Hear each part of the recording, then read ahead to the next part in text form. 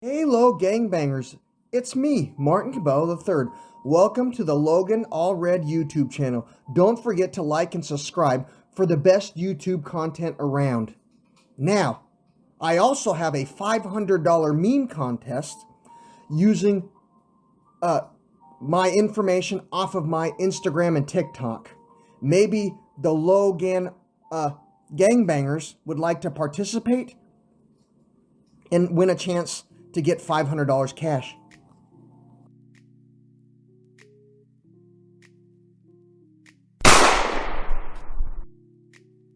Hey everyone, welcome back to the Logan Allred YouTube channel. It's me, Logan Allred.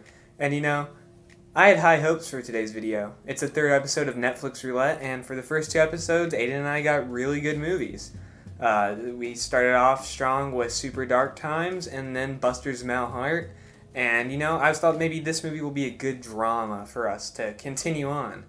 And then we saw the movie.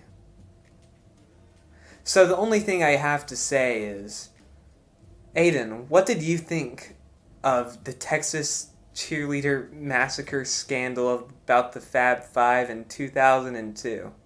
How did I like this movie? Yeah. Well, this movie was pretty good. The true story finally told. Tatum O'Neal in a new movie for Lifetime. Welcome to Jackson High. Everyone knew them. The Fab Five run this school. The whole town feared them. They're becoming a danger to themselves and others. Leave. Make me. What they got away with became a national scandal. We are totally famous. A Lifetime original movie. It's good to be bad. Fab Five, the Texas Cheerleader Scandal. Premieres Saturday, August 2nd at 9 p.m. on Lifetime. But not because of the good story or because there was good development or because there was a good motivation for the movie. No, is because there were cheerleaders in it. Right. That's why the movie was good. Listen to all the good things about this movie. Cheerleaders, that's one. Mm-hmm. Girls, Yeah. that's two. Cheerleading girls. Cheerleading girls in revealing clothing.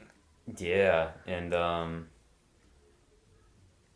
So let's talk about this movie. yeah. I guess we'll try and give a general plot analysis, but there's not a real plot. It's based on a true story, and if you know anything about real life, there's not plots to real life. No. You have to fictionalize things that become good. But this, maybe the problem with it is because it wasn't fictionalized at all. Maybe this is just so close to what happened in real life that that's why it has no story whatsoever.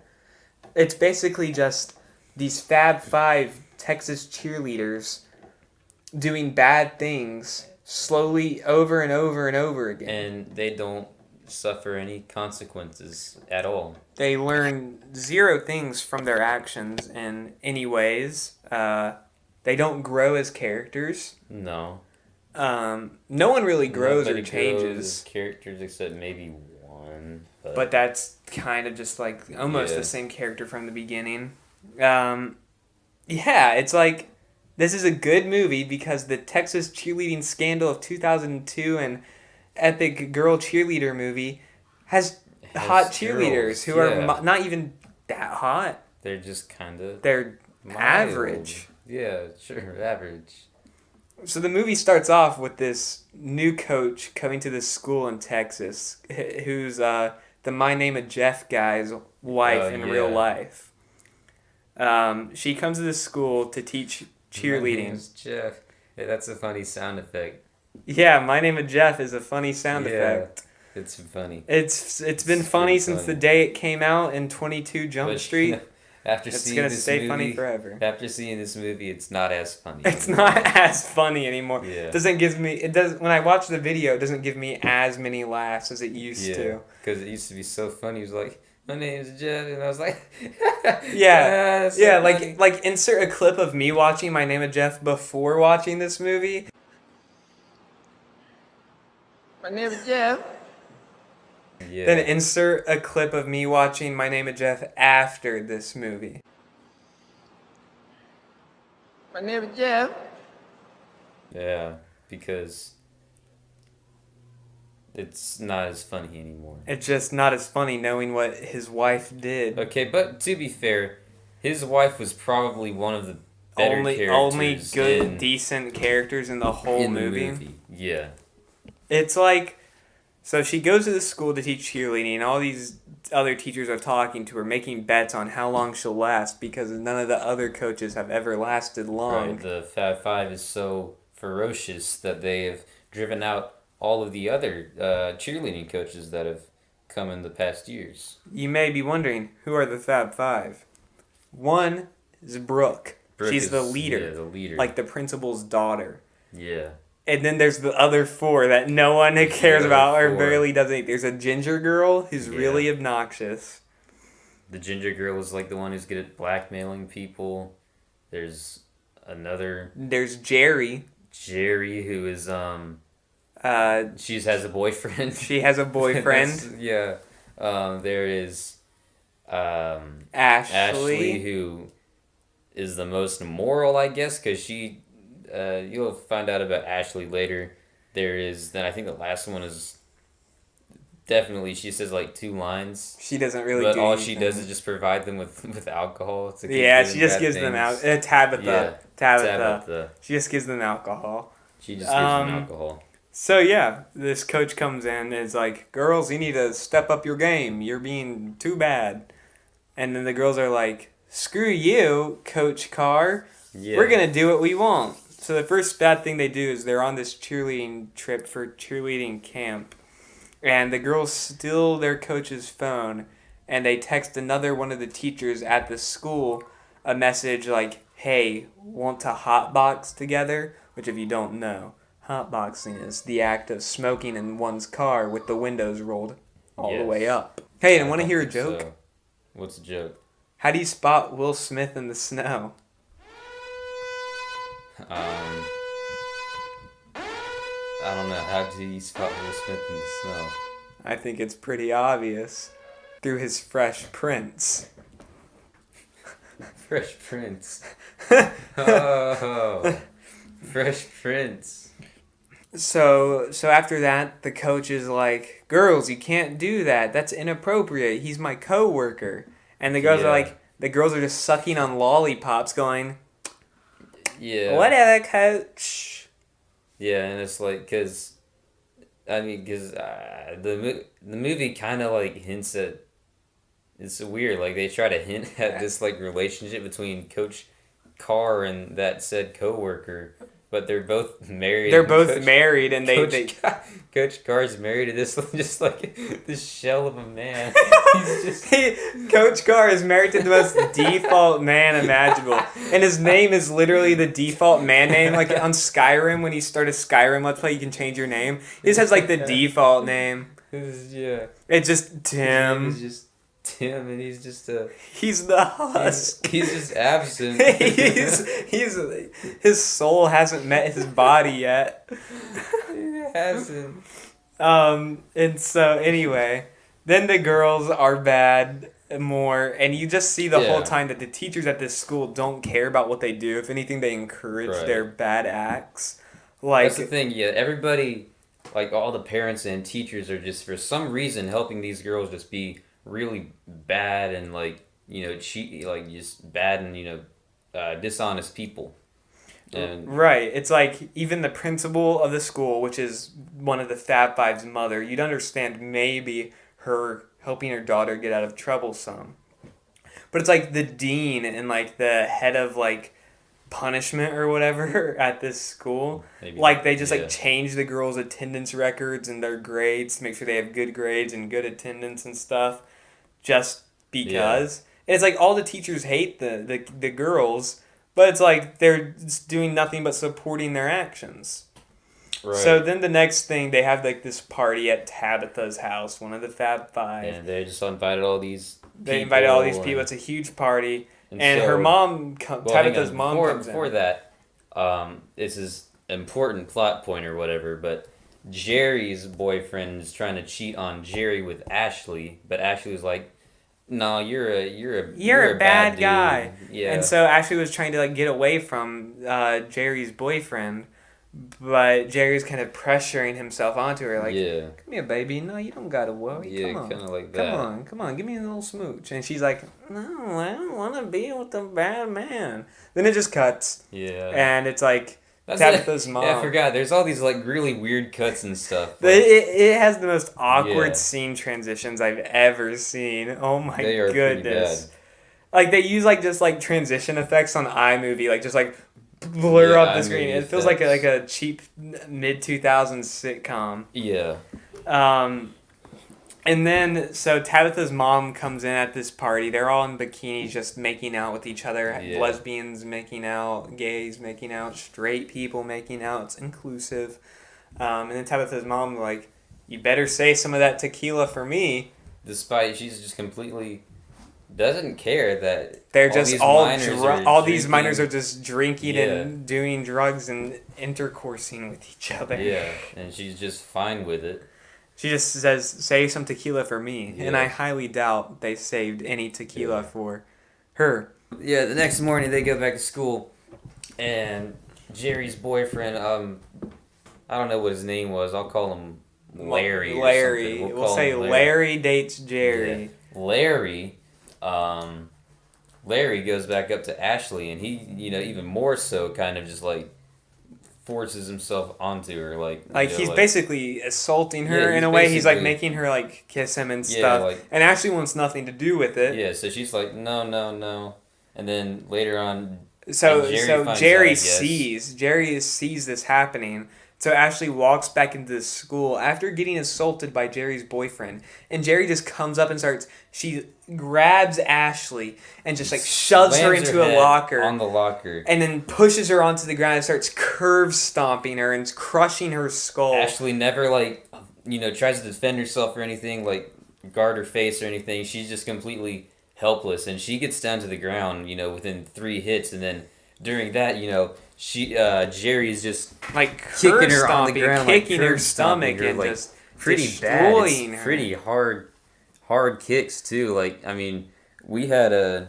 little like fight in one of our Not classes me in and Aiden school. fighting, Well, yeah, but somebody else broke broke out had, in a fight. Yeah, there was a fight in one of our classes, and it wasn't really anything like just brutal beatdowns. It was just like It was just like it's kind of a pushing and shoving like, around. slapping And our stuff. teacher interfered immediately and started Yeah, yelling, he like was pushing like- him back, like stop it. Yeah, he was all like that and stuff, and then the teacher in the Fab Five, He comes up into and sees the hall- situation yeah. and he just sees the students and he's like, hey, stop it, get off of her, get off. And sends them back to class, and like Jerry faces no repercussions No for almost consequences. murdering this girl who was just assaulted. In our school, they both got even the guy who was just defending himself. They both But got 10 days they both got a suspension. 10-day suspension, and this girl almost beat this other girl to death, and just nothing happened. And this is all supposedly based on a true story, which is why we're comparing it to real life events. Yeah, because it's just one of the many things. Like we'll tell you throughout. Like if we did any of these at the school that we're at now, and it wouldn't even just be our school, really. I mean, It'd be most schools, but probably ours more strictly. But yeah, if we had done any one of these things that the girls had done, we would have been suspended, Probably or expelled. worse, expelled by like the second event that they did. by the second event. Yeah, Full expulsion. But it's just crazy because it's based on a true story supposedly, and I don't know what's fabricated about it. It seems like these are probably legit things that some teens would probably partake in. So it's more like they could have done this movie kind of well. They could have gave it more dramatic elements. Honestly, they wrote it better and they filmed it better. I think the main problem was having a bad director with it and a bad script writer. But I feel like you could have turned that source material into like some sort of high school drama. I'm not saying any real high school dramas are good. Most of them do suck. But I feel like they could have done something with it instead of just this bland, terrible movie where all it shows is these things happening and then nothing. Right. Things just happen. It doesn't like one thing leads to the next. Just things happen. You want your plot to be driven, and there's no drive to this plot. yeah. Especially when they like the next thing they win a game and then they're like, Brooke didn't get the appreciation she wanted or something, so she in the Fab Four now because they kicked out Ashley. They after kicked out Jerry Ashley just because beat Jerry's her. boyfriend Yeah. assaulted her. So it's only the Fab Four now. And so they all got drunk, and then they went into An adult kind of like an Adam store. and Eve, yeah, and they started just- partying around drunk, and they were Yeah. filming it, and they uploaded it to YouTube.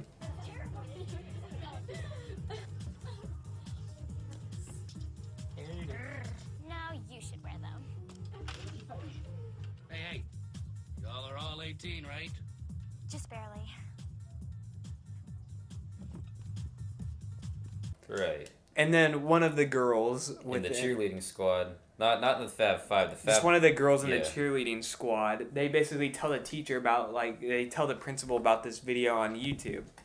Instead of the girls getting in any trouble for them being drunk and partying around with adult items of sorts, They just decide to like punish the coach, well, really. They decide to punish the coach, and then for some reason they decide to punish, or I don't know if this is now or later on, but they decided to just punish Jerry for like not because of what she beat up Ashley, like that never gets brought up again. It's because she had more like tardies or something, so they were like, okay, only Jerry is gonna. She has to, like, stay take out of, this like, one. 2 games or something like Yeah. that, because she has a lot of tardies. So she's kind of like absent for the rest of It just, that film, like the movie. It's so weird how, like, the teachers just do anything for these students, though, to the point where they're punishing other teachers Right. instead of punishing these girls, even though everyone hates these girls. And, like, in a movie, even when you have bad people, you still want them to be likable characters. You want the audience to want to see more of them. But they're disgusting characters. You don't want any more of them. Yeah. They're not likable bad people. They're unlikable, despicable people that you Yeah. just want to stop watching. Look at every Tarantino villain, like Calvin Candy, Hans Landa. They're bad people, They're but they bad, have but they're interest that you very want to good see them characters. more. I just don't get why this movie was made or who the target demographic for this was. Me and Aiden the full movie is uploaded on YouTube, so if you want to watch it, you can go watch it right now. I think it was actually taken off of Netflix. Yeah. But if you want to watch the full movie right now, you can look it up on YouTube. We were looking at the comments, and the people in the comments love this movie for some They reason. like the movie, but It's mostly just children or elderly people Yeah. who are probably pedophiles, just liking to look at younger cheerleaders. probably. So, you know, that's where they probably get their target demographic. Same with Charlie D'Amelio. Charlie, Pedophiles yeah. and 9-year-old girls. India.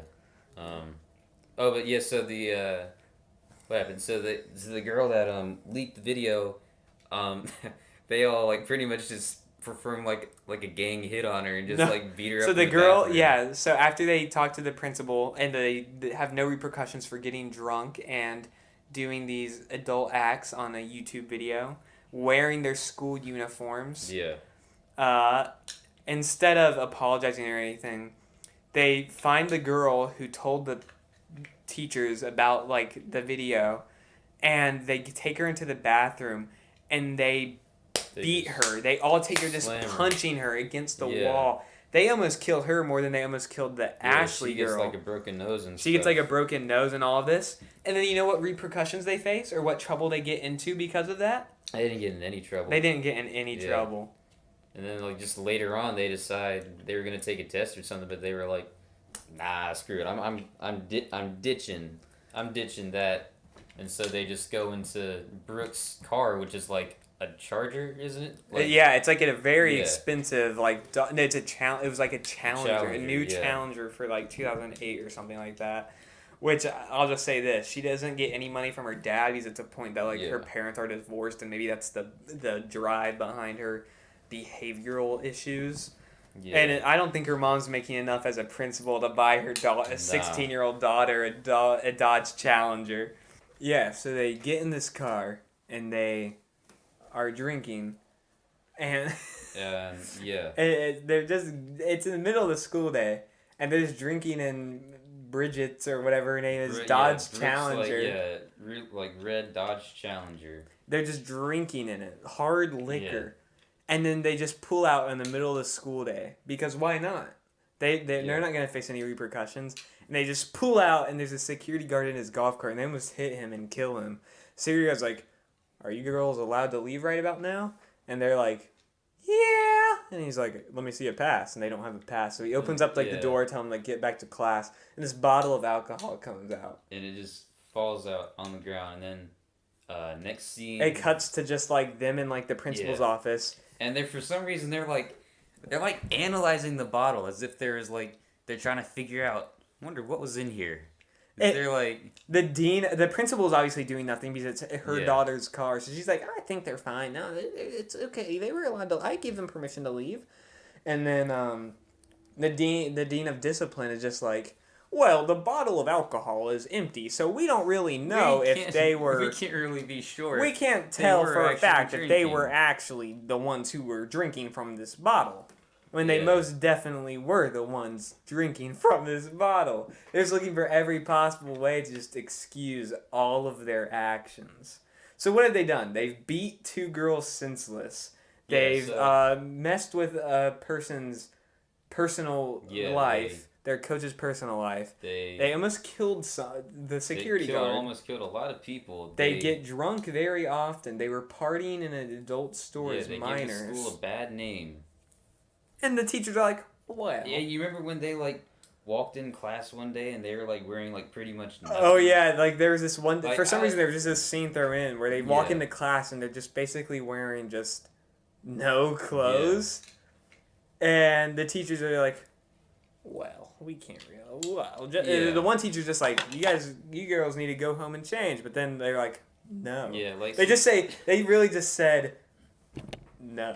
It's so crazy. Then the next thing, basically, so earlier in the movie, their coach has a friendship with one of their teachers, and it was the end of one of the school years, and they just hugged each other. And so one of this ginger girl in the Fab Five took a picture of them hugging, and just kept it, I guess, for blackmail purposes.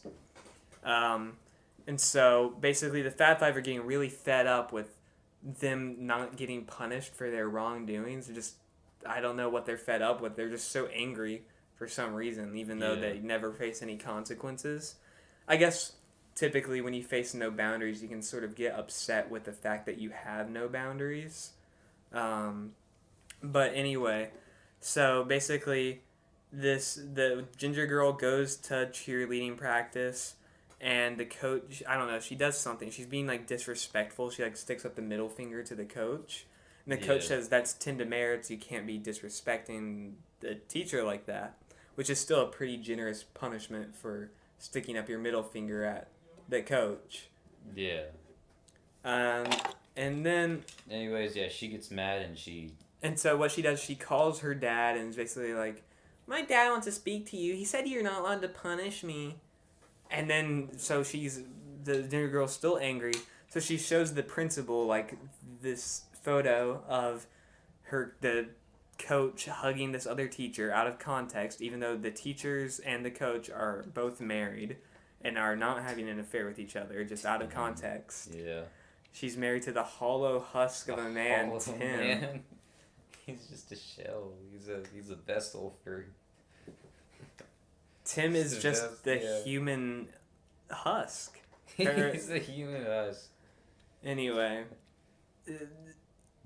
So the coach gets fired for basically having this picture taken where she just is hugging this other teacher at the end of the school year because it's out of context. It's pretty frustrating because the coach has never really done a wrong thing. She's trying to actually fix the school system because it's obviously corrupted, and she's just trying to fix it, make sure that the Fab 3 at this point. Yeah, the Fab 3 get their justice, They get punished for all the wrong they've done. So, which, spoiler alert, never happens. No, it never really happens, no. And so, after she gets fired, she goes to, Ashley's mom, the girl who got brutally beat in the bathroom. Her mom's, a journalist. And so, she tells, this story of everything that's happened to the mom who's a journalist. The journalist mom publishes this article, and it explodes really big, which I guess is what happened in real life and why this movie was ultimately made. Yeah.